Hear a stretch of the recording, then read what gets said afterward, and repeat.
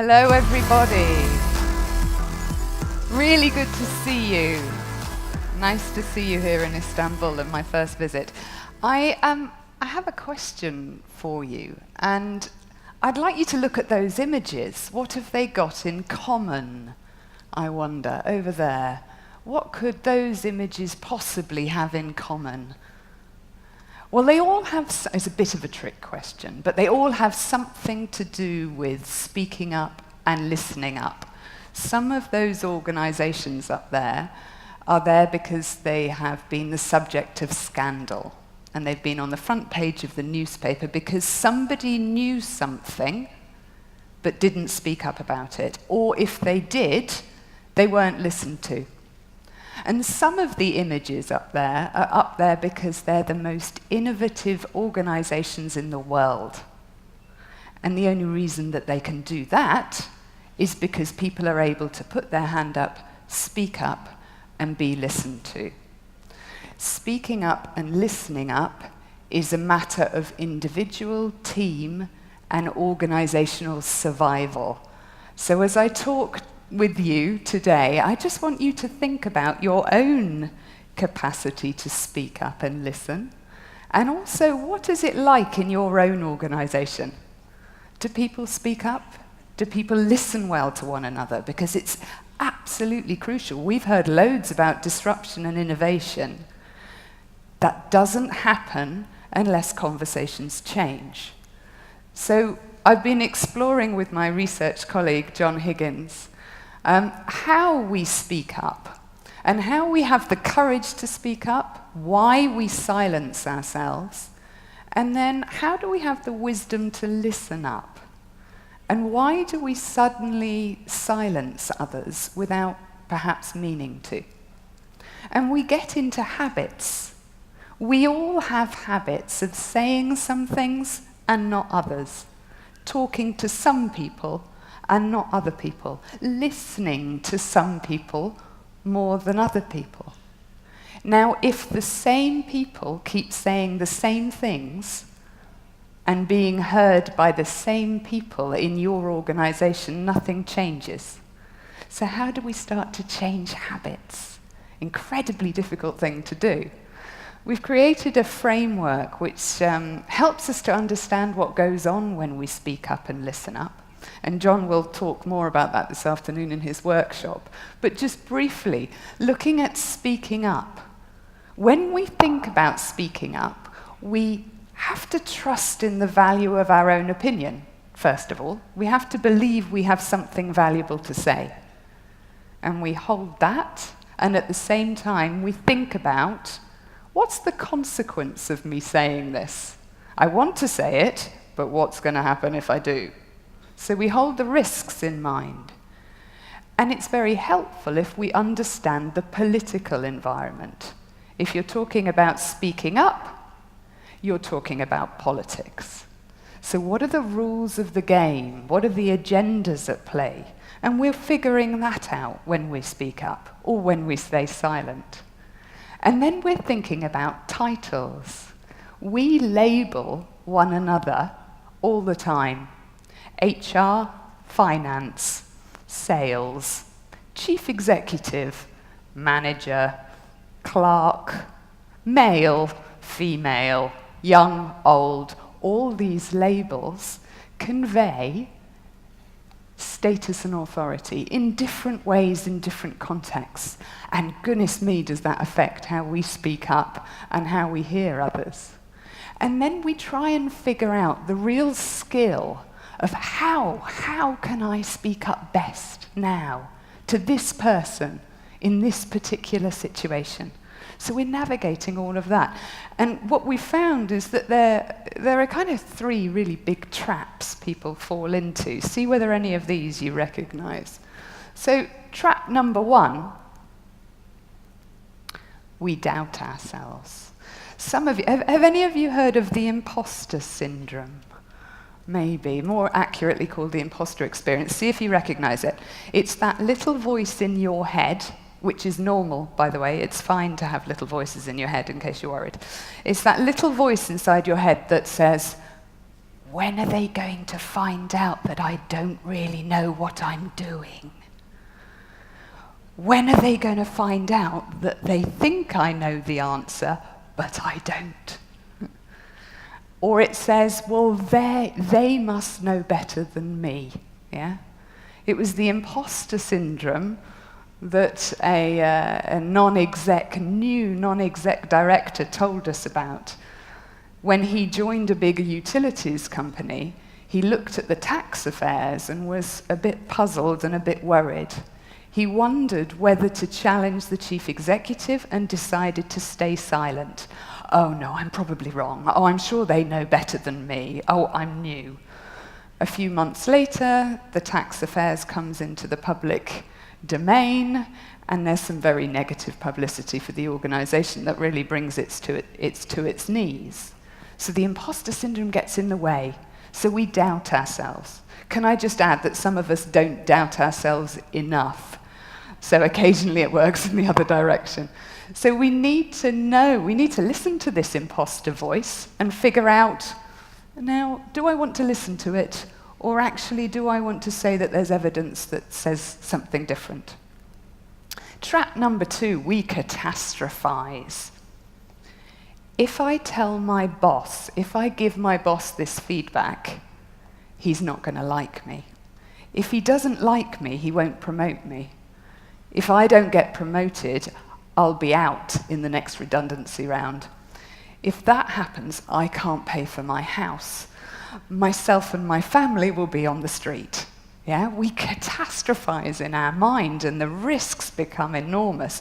Again, some of us need to catastrophize slightly more, perhaps, but generally speaking, it stops us from speaking up. We worry, and we need to understand, what's the difference between worrying and kind of reality as well.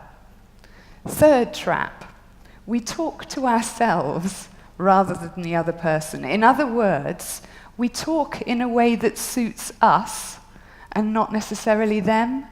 And this comes out especially in cross-cultural communication. I was working with a guy from Holland who was talking about his experiences working in Britain and couldn't quite understand why there was some miscommunication that was going on.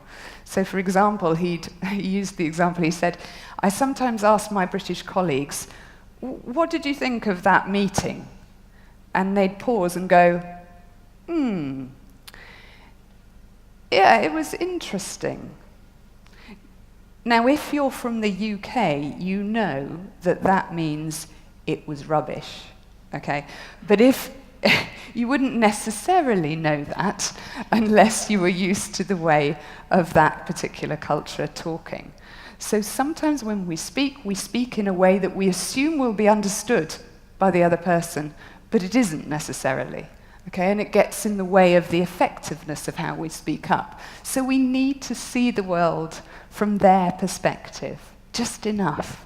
How might they want to hear this message, which might be different from the way that I want to hear it?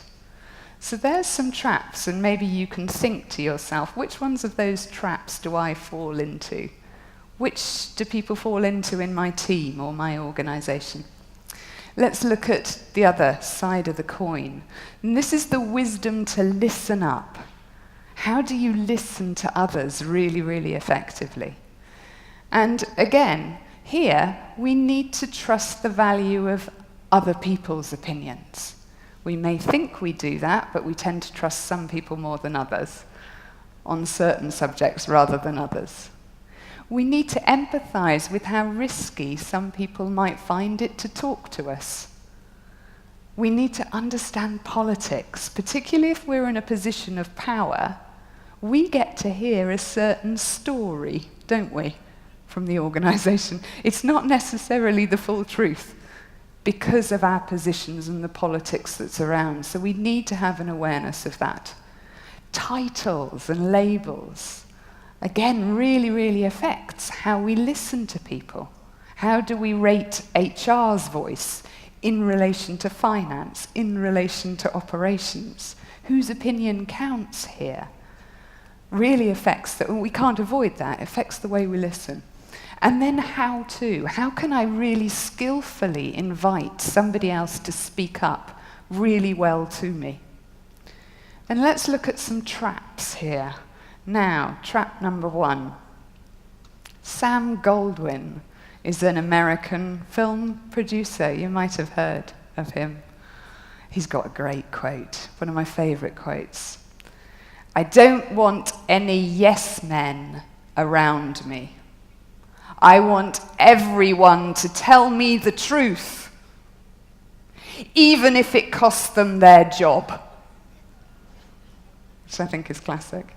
Of course everybody will speak to me. You probably don't say that. I'm sure I can see that you're lovely. You wouldn't dream of saying something like that. You'd say something like, "My door is always open." That's a very common phrase back in the UK. "My door is always open."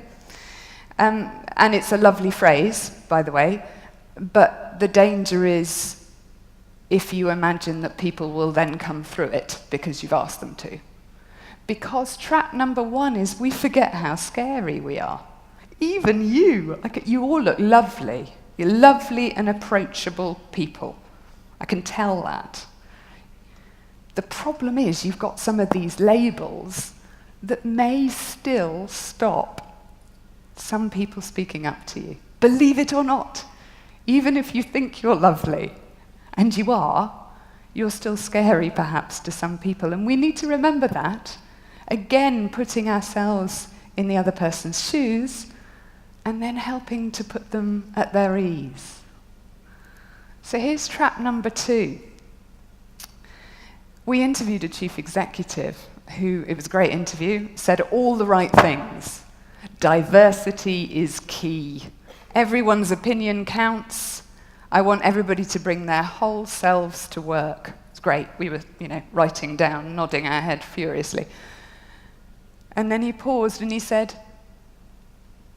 "But I do have my little list of those people that fit and those people that don't."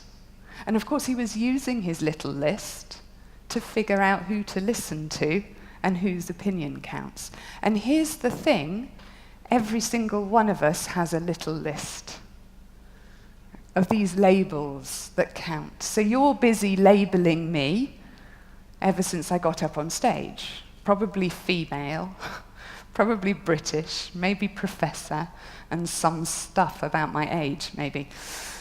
And all of these things you'll have analysed and tried to figure out, now, shall I listen to her? Yeah? And we're doing that. Every single person that comes up on stage, label, label, label, label. Shall I listen really well or, nah, probably not. It's a great human capacity. Yeah? It's very useful to us. But we do need to notice that those lists and labels, and we need to be able to question them mindfully and make sure that we're not discounting some people that need to be heard. Trap 3. Sometimes we send what I call shut up signals rather than speak up signals. So a colleague of ours called Nancy Klein has got this great phrase, know your face. Do you know what your face is currently looking like? Now, when a number of you will maybe hold workshops or meetings with new people, so you might recognize this. You walk into the room and there's a group of maybe 20 people in front of you, and there's always 1 or 2 people that are sitting there like this. And you start talking and they go like that. And I kind of immediately start looking at them and I think, oh God, I'm talking rubbish, which of course I may be. But sometimes at the end of the meeting, they come up to me and go, that was really good, that was really thought-provoking. This is their thinking face. Their thinking face. But the signals that they're sending are the signals that help shut up other people, and they have no awareness of it. Now, if you're in a position of power or influence or responsibility, you may be brilliant at sending great signals 9 times out of 10. that tenth occasion when you're a bit grumpy and you cut somebody off and you stop them speaking, that is the time that everybody then talks about. Did you hear what happened in that meeting? And those stories in our organizations help to silence. So trap 3, know the signals that we're sending. And goodness me, if we get those signals wrong, we need to make amends. So those are some of the traps, and so therefore the question is, and the question that we're working on at the moment is, what can you do to change conversational habits? Habits are very difficult to change. Changing them at the individual level, the team level, and the organizational level. And those are some of the kind of things that we've been working on and researching. What I don't have time to talk through them all. What I would say is that changing habits takes patience. It takes real persistence and prioritization. You know, doing a single workshop on speaking up is not going to change your organizational culture unless you're really quite lucky. But one method there that I want to talk about is mindfulness. So some of you may have come across mindfulness, and by mindfulness I mean the capacity for us to pay attention on purpose in this moment with an attitude that's curious and non-judgmental, compassionate. And as some of you will know probably, it is possible to train the mind in certain ways to develop our capacity to be in our experience rather than on automatic pilot. Now, we've done a lot of research on this at Ashridge, Hult. We did one of the world's first waitlist control group studies examining how might mindfulness and meditation practices that we call mind time, how might that help leadership? Are there any connections there? And again, I don't have time to talk through them completely, but you'll see that the research is published in those areas if you're interested. What seems to happen is this, and the best analogy is probably, if you want to grow your arm muscles so that you can lift heavier things, you go to the gym for maybe 2 months and you lift weights repetitively. And you do it again and again and again. In mind time, we're practicing 3 key things again and again and again so that we can do these 3 things better outside of our mind time practice. And these are those 3 things, and we call them AIM.